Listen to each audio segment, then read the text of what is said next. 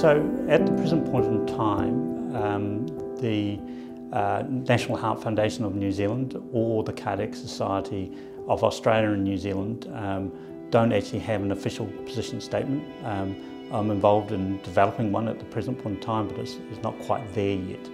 But the major international societies, so the European Society of Cardiology, the American Heart Association, the World Heart Federation, as well as the World Health Organization, all have position statements on this, and they're all pretty much in line.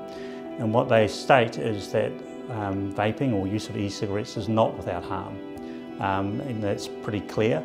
And secondly, they also do not endorse vaping as a use of a smoking cessation tool. Now, there are a number of reasons behind that. So, is there evidence that vaping can be a useful smoking cessation tool? So there is a moderate amount of evidence that vaping may be better than traditional nicotine replacement therapies. So these are the patches or gum that you can get from Quitline. And if they are better, why aren't they being endorsed? Well, the data that they're better comes from a number of large clinical trials. And in those settings, the use of e-cigarettes was also accompanied by intense behavioural support. And of course, that's not necessarily what happens in the community. If you go to a dairy or vape specialist even to get an e-cigarette, you don't get that counselling or behavioural support.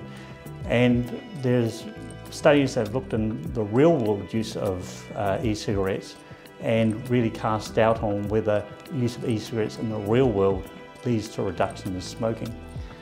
The second thing is that it's one thing to do a clinical trial and show that at 6 months you have less people smoking by using e-cigarettes compared to nicotine replacement therapy, but what happens after that?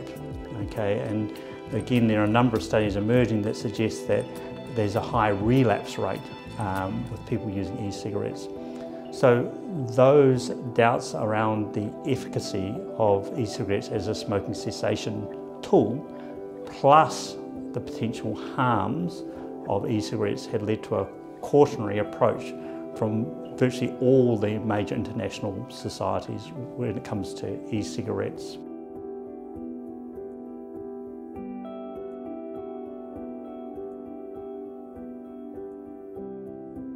At the moment, do we have definitive answers? No, we don't, and that's going to take time. But do we have some evidence? Yes, we do.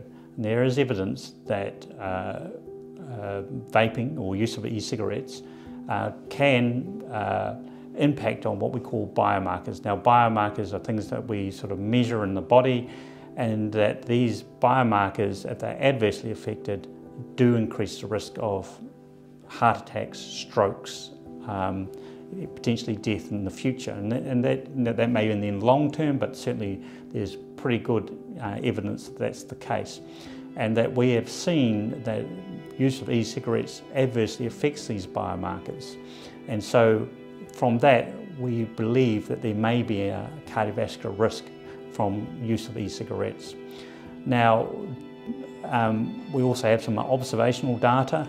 So these are studies where we looked at groups of people, and what they show is, again, that there may be an increased risk of stroke or heart attack associated with e-cigarettes. Having said that, what are the limitations? Well, these observational studies can't demonstrate causality. We can't say that the e-cigarettes are definitely causing that increased risk.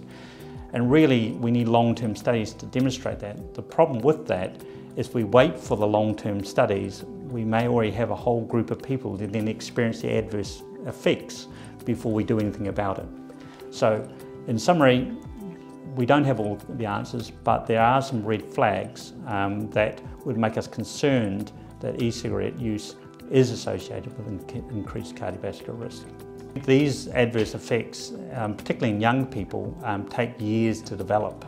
So, it probably won't be for, at least a decade, if not more, that we're going to have robust data around this. So, as I say, that's one of the concerns. We're not going to, if we wait till we have absolute definitive evidence, we may be missing out on an opportunity to prevent adverse health events in a large number of people.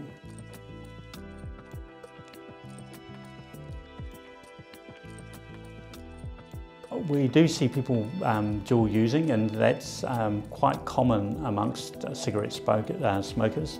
Do I have any robust data on that? No, I don't, but we've seen from surveys conducted in New Zealand, like the New Zealand Health Survey, that dual using is very common.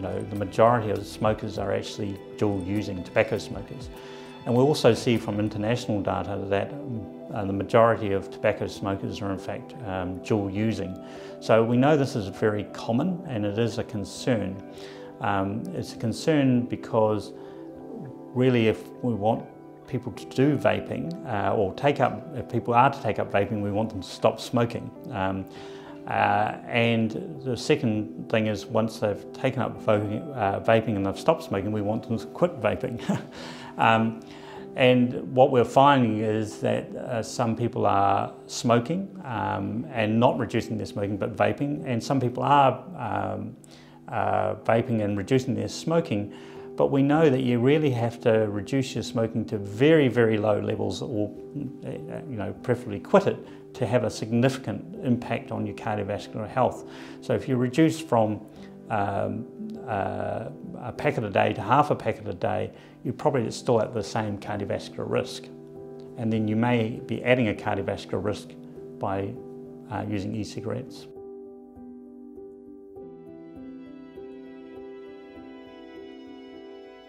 Definitely not. And the reason for saying that is we can see that there's been rapid uptake of e-cigarettes by youth. So clearly we haven't protected youth, and clearly a lot of the youth who have taken up vaping haven't been smokers in the past. Now, I think we've really failed in that respect.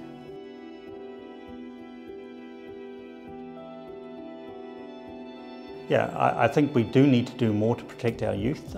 So what I would like to see is a ban on all flavours that are enticing to youth. I mean, there are over 10,000 flavours registered in New Zealand. We don't need that. We don't need that for people to quit smoking. I think that's really important. Second of all, I'd like to see a ban on in front of store advertising or product display in a similar way that we had that for tobacco. And importantly, we need to reduce the amount of nicotine in the vapes. So the European Union places a limit of 20 milligrams in a vape, and we should follow that rather than have people exposed to very, very high levels of nicotine which aren't required for smoking cessation. In addition to this, I think there are some really other important things that need to be done. We now have a whole cohort of youth who are addicted to nicotine and addicted to vapes, and we need to have some programs to help people get off vapes. There's no programs available at the moment, and so we have Quit Line for Smoking and a number of other smoking cessation programs, but there's nothing for people who have nicotine addiction through e-cigarettes. I think that's really important. And finally, education. We need to educate our youth. There's been this sort of message that e-cigarettes are safe. They're much less harmful than tobacco smoking, and that's been interpreted as by the youth that these things are safe, but that's clearly not the case. They're not without harm, and we need to educate our youth regarding that.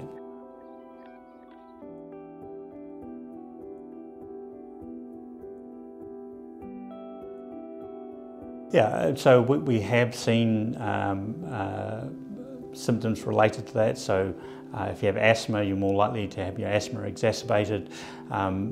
People are reporting that they have a reduced effort tolerance, particularly in sport and things like that.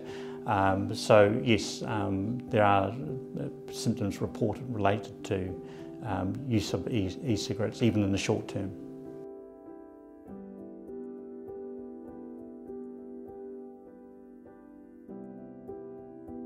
There are a number of reasons why we should be worried.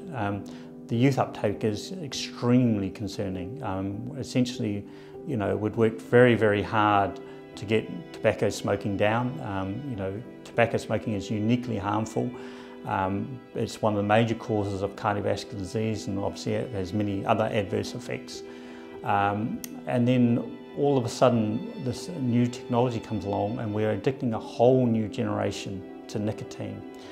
It was famously said by Big Tobacco, or an executive from Big Tobacco, that they're in the business of selling nicotine, not tobacco, because it's the nicotine that keeps their customers coming back, right? It's the same things with vapes. And, as well as the concerns around that these may be harmful in themselves, there's data emerging that they may be a gateway to tobacco smoking. So there is data from multiple studies that suggest that youth who start using e-cigarettes may be more likely to take up tobacco smoking. In fact, the World Health Organization, their latest position statement on tobacco control, clearly state in bold that youth who use e-cigarettes are 2 times more likely to become tobacco smokers in the future. And again, we've worked really hard to try and eliminate this, and we may be exacerbating the problem in the future, and that's a real concern.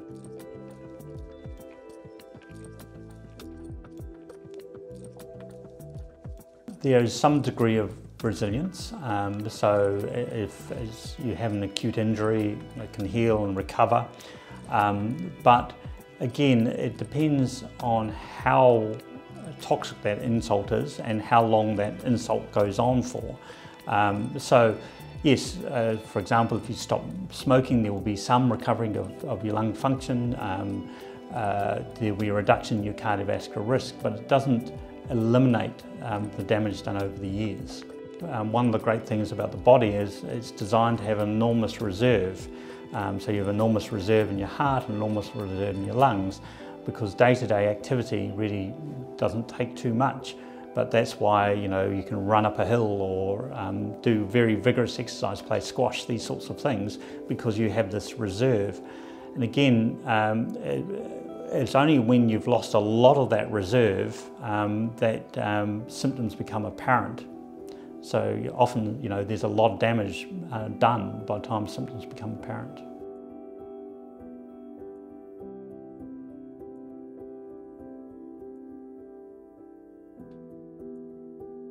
Yeah, I believe so, and we've had a very liberal approach in New Zealand, far more liberal than many countries in the world.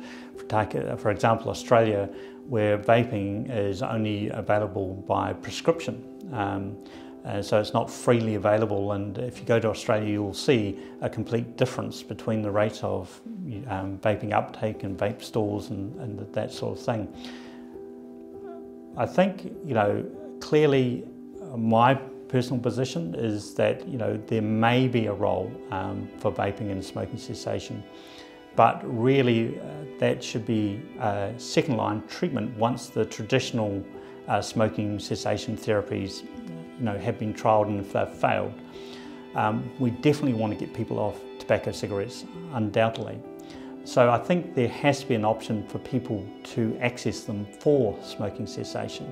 But my personal opinion is that could be done through prescriptions, or it could be done through Quitline. We don't need 700 vape stores. We don't need specialist vape stores in the corner of your dairy to achieve that, and we can protect our youth that way.